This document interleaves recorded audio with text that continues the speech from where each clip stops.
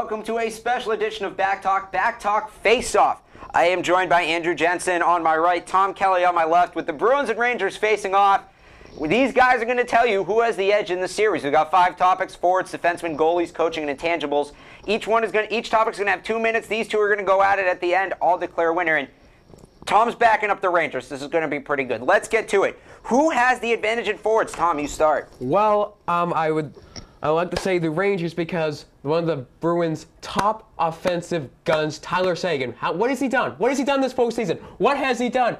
2 assists and a crossbar. Not too good. Yes, maybe not. But look at the Rangers' Rick Nash. He has done squat. They traded away like tons of draft picks and a couple good prospects for a player who has done nothing for them this season. How about the Bruins' third line? How about Kelly and Yager? What have they done? What have they done? They have done nothing. A lot. Nothing. They have provided Absolutely motivation nothing. for the team. Yager has stepped up into the all-important leadership role that they had traded for him for. Well, Jaromir Yager is not his former self. I'll give you that. But they've gotten him for power play production. He has not delivered on the power play for the Boston Bruins at all. He is a tough physical presence in the corners, going for all the pucks that even Sean Thornton is afraid to go for. He easily tires. If you saw at the tail end of game number 1, he was doing 5-10 second shifts. He's old and he tires out quickly, and that is not good for the Boston Bruins. Claude Julien needs to play him less. But you know what? He may be old, but if he goes off, guess who comes on? David Krejci, Milan Lucic, Nathan Horton.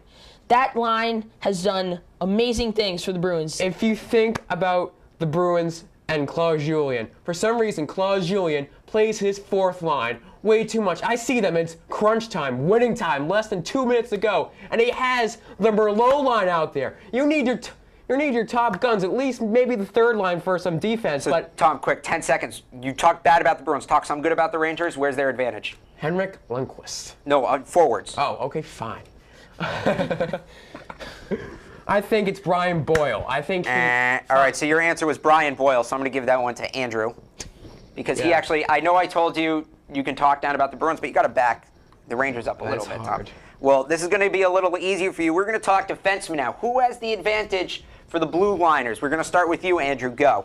All right, so the Bruins have been suffering from some injuries lately to their blue line, but those new youthful players, they have stepped up and filled that role left by Seidenberg, Ferentz, and Redden, and they're doing really well. Look at Torrey Krug, for instance. My new favorite player. Soft goal given up by Lundqvist. You'll not see him give up any goal like that ever again. Ever again. If you look at the Ranger blue line, they're not depleted. They have experience. They have Ryan McDonough and Dan Girardi, who average at least... But we have Zdeno Chara. It's not we. You don't play for the team. Yeah, you don't play for the team as much as I would love to play for them. All right, keep talking about the Rangers, Tom. But the Rangers have Ryan McDonough, Dan Girardi, as I just said, and they shut down the red-hot Washington Capitals. The Washington Capitals, this year, a much improved team. They found their defense in past years, and they found their offense, and the Rangers shut them down. Those are 2 defensemen. Yes. 2. Yes, I'm we aware. have Chara, Krug, and Redden's going to come back. Let's not forget about Seidenberg's Michael coming back. Delzato and Anton Strawman. They also played key roles in the Game 7 victory against the Washington Capitals. What about Boychuk and McQuaid? 2 very experienced defensemen who are doing really well this season for the Bruins. Well, I'll have to give you that one. You guys got 30 more seconds. Come on. Okay. And Dougie Hamilton. Dougie Hamilton Top is 5 too prospect inexperienced. in the country. He is too inexperienced. If you think about it, Hamilton, Krug, Hamilton and Krug, they do not have the experience. They will crack. They will choke under pressure, which you will not see from the Rangers blue line. I haven't seen Krug and Hamilton choke at all this postseason. Krug's played 1 game. I saw Torrey Krug choke in the game against Montreal in the regular season game.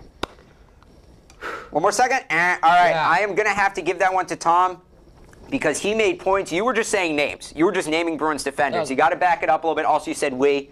So we're now tied at 1-1. And Tom, I know this is the one you were waiting on. Okay. Let's talk some goalies. Yes! The battle So of easy! The battle of the Scandinavian Peninsula. The Finnish Tuukka Rask versus the Swedish Henrik Lundqvist. We are going to start with Tom. Why can the Kvist get it done? Well, as much as I hate to admit it, Henrik Lundqvist is a much more consistent goalie than I wonder Tuukka where you Rask. heard that. Oh, I wonder where I did. Keep going. Okay. As Henrik Lundqvist only gave up 2 goals in regulation in game number 1, that's how much you're going to get from him. And from Tuukka Rask, one night he gives up 1 goal, the next he gives up 4, the next he gives up 2. You can't. He's way more inconsistent than Henrik Lundqvist is. With Henrik Lundqvist, you know what you're going to get from him. 2 goals. That's it. Yes. How old is Henrik Lundqvist? He's old. Tuukka Rask. Old. Henrik Lundqvist is old. Okay? He is reaching his prime, and he will soon be going downhill from here. Okay? But we're not talking about it all together. We're just talking not about this talking one about series. Tuukka Rask, he will give you the athleticism that you need to block the range. And Henrik Lundqvist won't? Did you see in the opening game of the season that robbery, that grand larceny on David Krejci? Did you No, see that? I didn't. It was, he reached back basically behind him and took the puck right, it was behind him, it was going across the goal line, and he just took it right out of there. And Rask can do Incredible. that too. And Rask, yes, he can do that. But Henrik Lundqvist, the thing about Henrik Lundqvist is that he can steal a series for you. Tuukka Rask cannot. I beg to differ because, in my opinion, James Reimer was playing much better than Tuukka Rask coming into that series from like the last week of the regular season. Tuukka Rask stepped up to fill that bigger role that the Bruins needed him to fill and played great. Yes, but he did not make the big saves. He still can't make the big saves as Henrik Lundqvist can, as Tim Thomas did. 10 seconds on the clock. What does Rask bring to the table that Lundqvist doesn't? Youth. Youth. All right. 4 seconds, Tom? Well, Henrik Lundqvist, as I said, he can steal a series for you. All right. I'm going to have to give that Yeah. one to Tom. You had a little bit of an uphill battle, though. When talking about one series, you don't want to bring in the idea of age because it is what it is coming into that one series. He's not aging multiple years in the one series. All right. Now we're going to talk coaching, possibly two of the most opposite coaches of the NFL. We've got Coach Torts, very outspoken, Oh, yeah. very in the face of his players compared to a Bill Parcells type of coach. And on the other side, we got Coach Claude, more quiet, more reserved, sticks to his guns, doesn't like to change. You got Coach Torts changing lines in the middle of games. Who has the advantage in coaching? Andrew, you're down 2-1. You need this one. Go, kid. So Claude Julien has experience, much more experience than John Tortorella, and in my opinion, that will make all the difference. Claude Julien knows what works.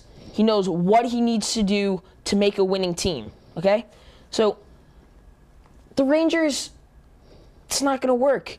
The coach, he's way unorthodox. He just changes it up in the middle You know of how the game, many and it shots doesn't. per game the Rangers block? Do you know? John What does that have to Tortorella's do with defensive- coaching? What does that have to do with coaching? That's Tortorella's system. He has his players go down, make the big play, make the big sacrifice, and it works. He got it with the Tampa Bay Lightning back in 2004. Yes, blocking shots. Johnny Boychuk does that. Andrew Ferentz does that. McQuaid does it. Yes, They all do but that's it. part of the Rangers' identity. They finally got that identity they were looking for all season long. Tortorella finally got his players once again to buy into his system. His in-your-face style, his really attitude has really worked out wonders for the Rangers. Yes, you know, he brought in Rick Nash. Rick Nash was supposed to be like, oh, all amazing and stuff like that. He hasn't done anything. GM does that. The GM does that stuff. Come on, Andrew. But Tortorella, you say he motivates his players? he does. He could have motivated Nash all season. He didn't even motivate him in game one. It's the playoffs. And how about Claude Julien? He could have, and maybe Tyler Seguin has not bought into his system. Everyone was saying in the beginning of the season, oh, he's slumping because he had to play on a bigger ice surface overseas. Well, a few months has passed. Where's his production? Nowhere to be found. Okay, Tom, dodging the issues. Here we go. 10 seconds left. You talk about Tortorella liking his players to dodge. We saw Del Zotto take a puck in the ear, have to leave the game. What happens when one of his key players goes out of a game because of his system? Okay, first of all, Real quick. okay, he gets other players to do the job for him. He inspires other players to do what that player would have done. All right, I got to go with Andrew on this one because you really just kept saying system, system, system outside of diving for pucks. You didn't talk anything else about this so-called system. And if diving for pucks is your entire game, I don't know how you're scoring goals. And because they have a goalie like Lundqvist, I'm not sure if that is in their best interest to be risking players when you know you have that backup. Yeah, the Rangers play too cautious. Tom Kelly has won 2 arguments. Andrew Jensen has won 2 arguments. We come down to the final topic, intangibles. So anything we haven't talked about, that includes power play, but if you're going to use power play to boost either one of these teams, you don't know hockey. Or anything else you can think of, youth, crowd factor, any of that. Being up 1-0 already in the series. Anything you want to use. 2 minutes. I'm not even going to say who's going to start. I just want to see you go at it. Ready, go. Brian Boyle, face-off man, the only competition in the entire National Hockey League for Patrice Bergeron. That is how the Rangers will win the series. Was he nominated for the Selke Trophy? The Selke? Selke. Bergeron, 65% face-off percentage wins. Brian Boyle, 51. But I'm going to say, the New York Rangers are the only opposition for the Boston Bruins in face-offs. If the Rangers can win the girth of their draws, which I think they will. Pavel Datsyuk, Red Wings. Yes, but they're in the Western Conference. They're not playing the Bruins in this series. Pavel Datsyuk is not playing the Boston Bruins in this series. Brian Boyle is. So that's going to be a challenge. How many face-offs did Brian Boyle win in Game 1? Not a lot. Bergeron took almost over 75% of the face-offs. But over the course of a 7-game series, the Brian Boyle can Bergeron is playing the best hockey, in my opinion, that he's played in a long time. 1 minute left. Brian Boyle can really, if you win. Brian Boyle. Brian Boyle. Is there anything other than Brian Boyle's Boyle? my sweetheart. Come on, Tom. There's got to be another intangible. First of all, the MSG crowd. How about the MSG crowd? Because it's kind of like an old school arena where the fans are really on top of you. The Rangers can really use that to their advantage once the series shifts to New York when the Rangers tie the series. Boston, the most loyal fan base in the entire country. New York, they're like, oh, they're not winning, let's not go to the games. Oh, they're in the playoffs, let's all of a sudden just go into the stadium and start cheering. You know what? I got nothing. 20 seconds? No? Yeah, come on! You're not just going to take a shot at his hair? See if that gets you. I have it at 5-3 right now in this round. I've been keeping score under my seat. Yeah. You need 2 points, Tom, in 5 seconds. 3. The Rangers. 2, 1. Your winner by a decision of 3-2. Andrew Jensen. But you were, though. All right, so that was good. So, hey, if it's a 1-0 series right now and this stands put, the Bruins win at 4-2.